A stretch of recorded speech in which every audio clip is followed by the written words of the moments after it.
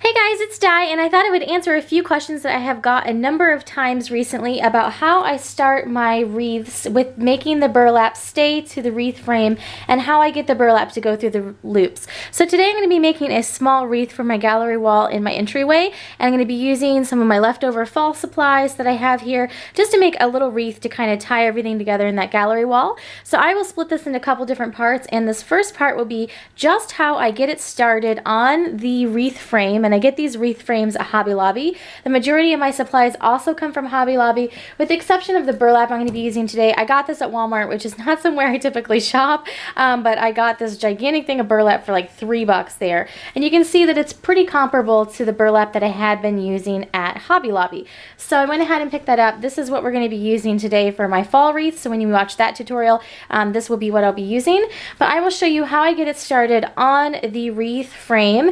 And I just used twine to get it started, which I also got from Hobby Lobby. And then all of my little embellishments came from Hobby Lobby as well.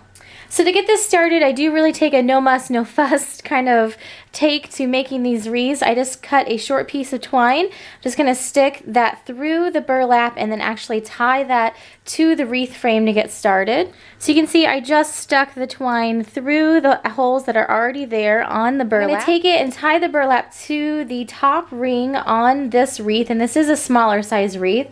So I always start on the top rung. This one I'm just going to be making 2 different pull-throughs, and then I'm going to be adding my embellishments, and then with my bigger ones I make 3. So I'm just tying that there so that the burlap's going to be coming from the back, and then you can tuck that towards the back of the wreath and then cut all the excess off. So from there I'm just going to start rolling out the burlap, and to take it through I'm just going to be pulling it through here, and that's going to be my first loop to get started. I bunch it down and then I pull it through the bottom, and I'm going to pull it taut. When you're using this really rough burlap, it actually does a really great job of holding its own kind of shape. So once you pull it out and you shape it how you want it, it really stays very nicely. So I'm just going to continue through the whole wreath, and I'm just going to continue pushing it through because I had a number of questions with the last one. People were wondering how I got it to stay. So you can see after you push it through, it stays very, very nicely.